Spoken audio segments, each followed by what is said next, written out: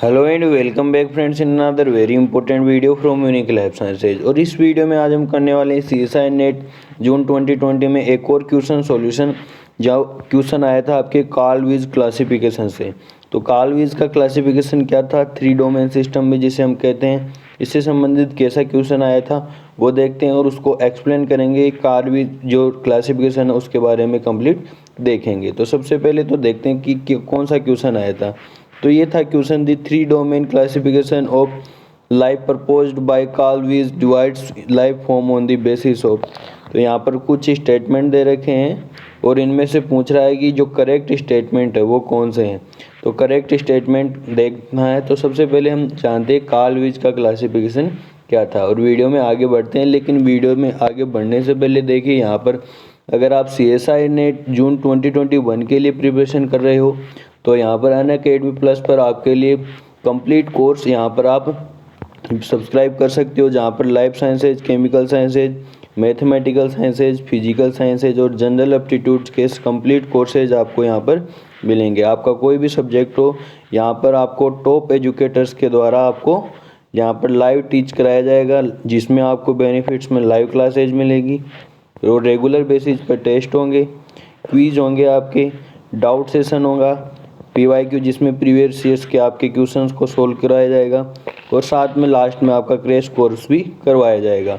तो आप ये सारे बेनिफिट्स एक ही सब्सक्रिप्शन में ले सकते हो, प्लस या आइकॉनिक सब्सक्रिप्शन, दोनों में आपको ये मिलेगा। आइकॉनिक सब्सक्रिप्शन में तो आपको थोड़ा ज़्यादा बेनिफिट मिलेगा। तो इसका सब्सक्रिप्शन के लिए आप लिंक जो आपको डिस्क्रिप्शन दिया गया हुआ उस पर आप क्लिक करके यहाँ पर सब्सक्रिप्शन कर सकते हो। और सब्सक्रिप्शन करने से पहले जो आप जो भी प्राइस पे करने जा रहे हो उस प्राइस में से आपको 10% आपको डिस्काउंट मिल सकता है यदि आप मेरा कोड यूज करते हो ULS10।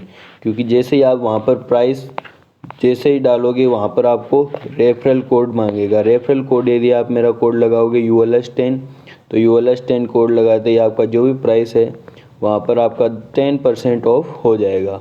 तो जैसे ही आप ये ULS10 यूज करोगे तो आपको फ़ायदा हो जाएगा। तो लिंक डिस्क्रिप्शन में है, आप कोई भी सब्सक्रिप्शन ले सकते हो, प्लस या आइकॉनिक दोनों पर ये 10% ऑफ आपको मिलेगा। तो अब वीडियो में आगे बढ़ते हैं, समझते हैं कि ये 3 डोमेन सिस्टम क्या था। तो देखिए 3 डोमेन सिस्टम की बात करें तो the 3 domain system is biological classification introduced by Carl वीज।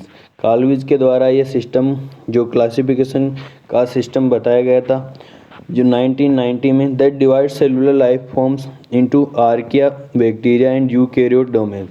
इन्होंने 3 भागों में बांटा था।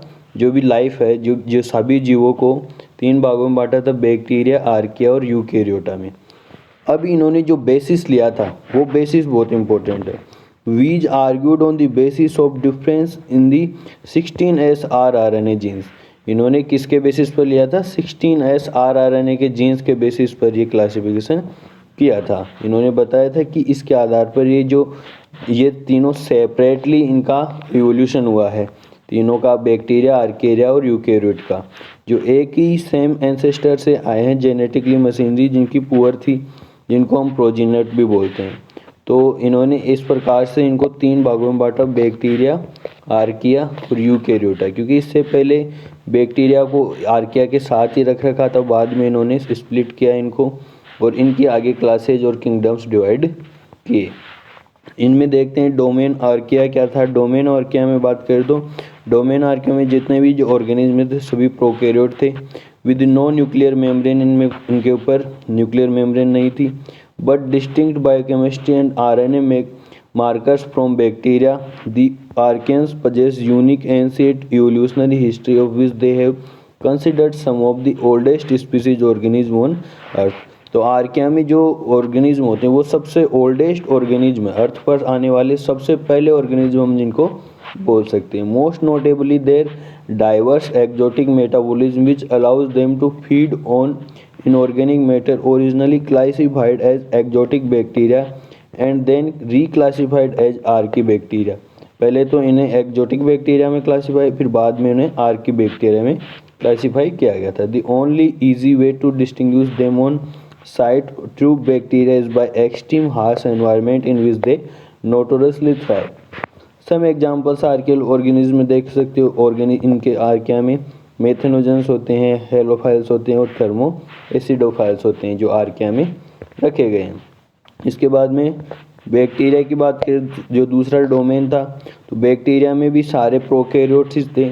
और domain consist of cells with bacterial rRNA non nuclear membrane and whose membrane possess primarily di acyl glycerol diester lipids. इनमें क्या पाए जाते हैं, इनकी मेम्ब्रेन में di acyl glycerol diester lipids. Traditionally classified as bacteria, इनको ट्रेडिशनली बैक्टीरिया कहते हैं। Many thrive with the same environment favored by humans were the first prokaryotes discovered by they were briefly called the eubacteria और true bacteria। इनको eubacteria या true bacteria भी कहते हैं। When the archaea was first recognized as a distinct clade, most known pathogenic prokaryote organisms belong to bacteria for the reason because of archaea are typically difficult to grow in laboratory। जो आर्के bacteria होते हैं उनको lab में grow करवाना बहुत difficult होता है। Bacteria are currently studied more extensively than archaea. तो बैक्टीरिया को ही ज़्यादातर हम स्टडी करते हैं। आर्किया एक तो पहली बात नेचुरल एनवायरनमेंट हमें यहाँ पर देखने को नहीं मिलते, वो एक्सट्रीम एनवायरनमेंट में पाए जाते हैं। और यू बैक्टीरिया होते हैं या हमें बैक्टीरिया भी बोलते हैं, वो हमें आसपास देखने को मिल जाते हैं। एग्जाम्पल्स देख सकते हो, साइनोबैक्टीरिया, स्पाइरोकिट्स, ग्राम नेगेटिव बैक्टीरिया होता है, जो एक्टिनोबैक्टीरिया जो ग्राम पॉजिटिव बैक्टीरिया होता है। इसी प्रकार से यूकेरियोटा में जो सारे जितने भी यूकेरियोट्स हैं उनको रखा गया है, जिनमें जैसे फंजाई आ गई, फंजाई के बाद में प्लांट आ गए, एनिमलिया आ गए। तीनों सारे जितने भी प्लांट्स है और एनिमल्स हैं जो यूकेरियोट सेल जिनमें पाए जाते हैं, जिनमें मेम्ब्रेन के ऊपर न्यूक्लियस के ऊपर मेम्ब्रेन पाए जाते हैं, उनको रखा गया था। तो ये इनका बेसिस था 16S आरआरएनए, जिनके आधार पर इन्होंने 3 जो डोमेन्स बनाए थे। अब देखते हैं इस टॉपिक में से क्वेश्चन क्या आया था और किस प्रकार से हम सोल्व करेंगे। तो देखिए क्वेश्चन पढ़िए सबसे पहले। The 3 domain classification of life proposed by Carl Woese divides life form on the basis of. तो जो कार्ल वीज ने जो क्लासिफिकेशन किया था 3 डोमेन क्लासिफिकेशन, उसका बेसिस क्या था, इनमें से कौन सा बेसिस था। तो देखते हैं, mitochondrial DNA and membrane structure, ये नहीं था बेसिस इसका। Ribosomal rRNA and protein sequencing, ये हमें पता है आरआरएनए के बेस पे ये सही था।